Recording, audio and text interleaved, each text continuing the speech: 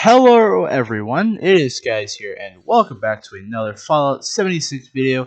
And in today's video I'm going to bring you guys the mid-game guide. Now mid-game is what I consider from about level 20 to 25 up to about level 50 or even up to 75 depending on how far I really want to push this guide. But I consider level 50 to be the end of the mid game and start of the end game, where you try to get all your gear and maximize your build as much as possible. I still haven't done that on any of my characters because one, I'm too lazy, and two, I have 6, 7.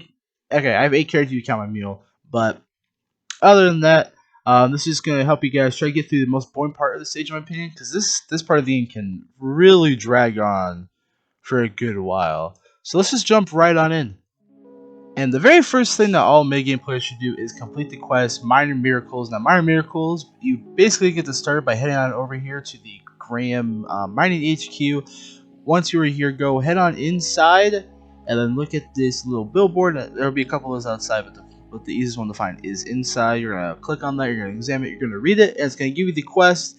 Basically, you're going to run through the facility till you get to a computer where it gives you these schematics to actually be able to craft the Excavator power armor. Now, there's a couple locations you can find free power armor frames because that's a requirement, but as most people should know. And once you are done with that, you just have to basically craft the whole thing. This is going to cost your own materials. I have guides for most of these in my playlist, so I'll link that playlist in the description if you guys are having troubles with that.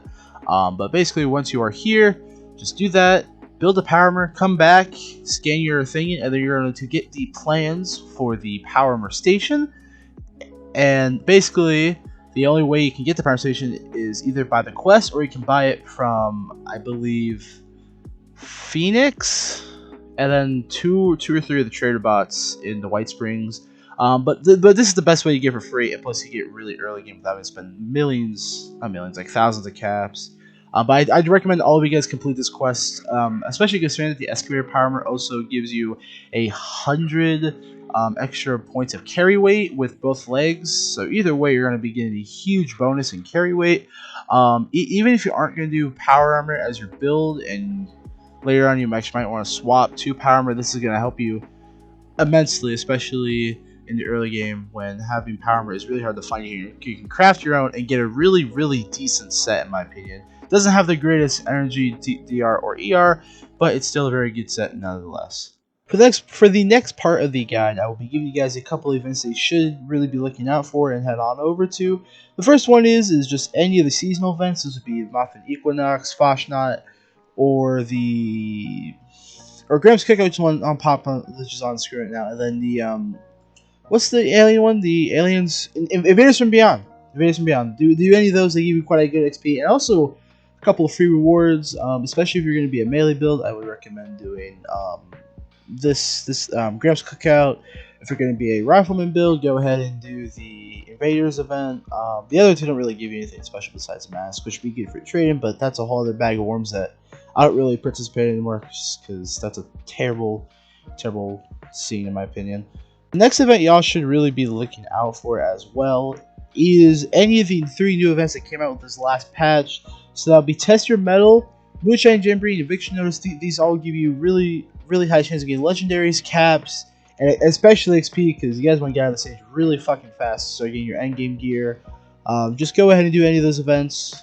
You'll be set for quite a while with XP, and also free legendaries as well.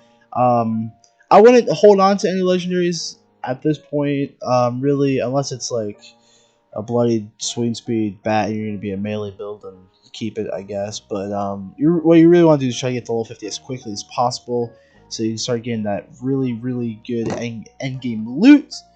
Next up, we have Scorched Earth. Scorched Earth is another really good event.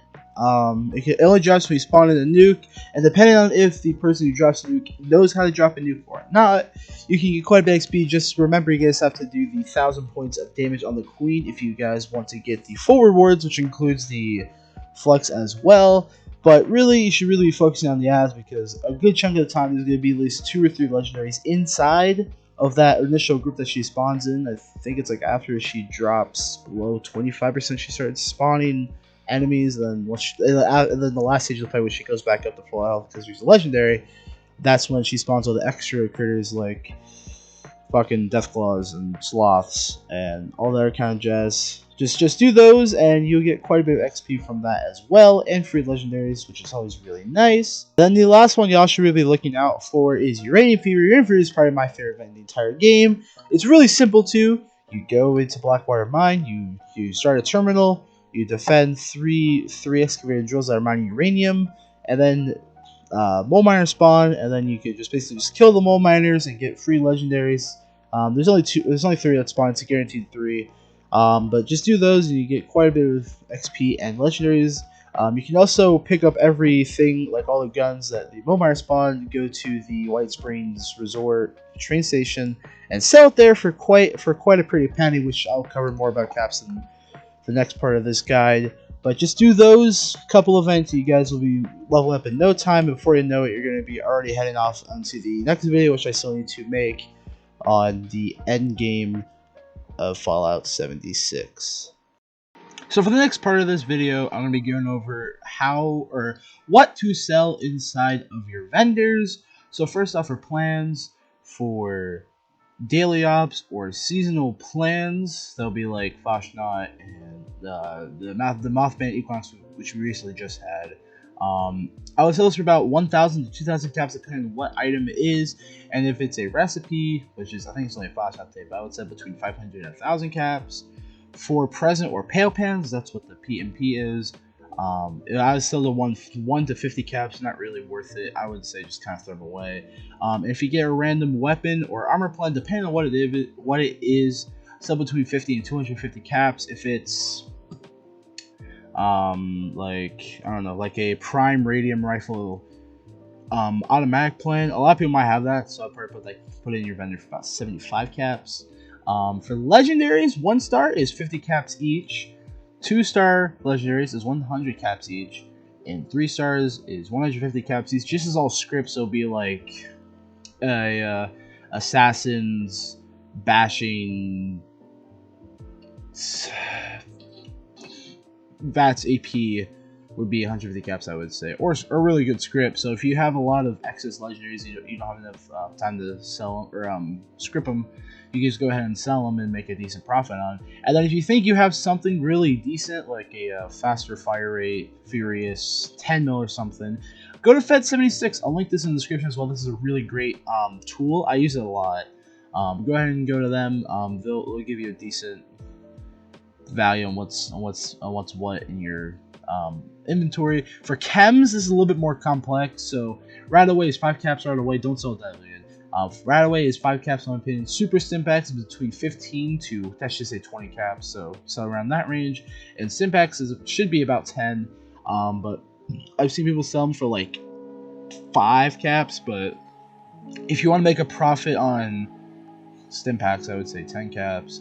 Calmex and Fury, these are, or I should put Overdrive here too. These are 3 of the best chems in the game. I would say sell them for about 50 caps each, or even Formula P. At that too, sell that to 50 caps each. For serums, 300 to 500 caps, I would say is a good benchmark. Most of the time, I would sell for about 300 to 400 caps, but 500 you can really push it. It's like a gym reaction or something. The Psycho family refers to Psycho Buff and Psycho Tats, so some between 20 to 40 caps. And all of the chems, I wouldn't really recommend selling them, but if you really want, if you have an excess amount of like orange Mentats, go ahead and sell those for 10 caps each. For Flux, I would sell 75 to 100 caps each. Probably 100 people buy that stuff up. And then outfits, I wouldn't say sell them, especially just because like most people don't really buy outfits in this game. They kind of just hunt for them. So I wouldn't say if it's worth selling them. So just keep them in your inventory or sell them to vendors or whatever. Put them on Reddit, see what you can get. And for aid, which I didn't put this on this, but aid. The only thing I would really say sell like Nuka-Cola, just because people buy that up. But other than that, that's pretty much the only way you can really make caps efficiently. Again, this is just a quick little breakdown. I might make a much better video for this topic in general, just because of how kind of hard it is to make caps, especially like in the early game. But combine this, like your vendor, with, let's say, Test Your Melch, it gets you 950 caps per event if you kill if you do all the bonuses, activities or whatever, like little challenges, then you can be making quite a few caps just a day just by logging in and doing stuff around. Now for the last bit of the video, I want to go over perk cards that you should really get, and this is really just a general tip video or general tips on how to get your build started.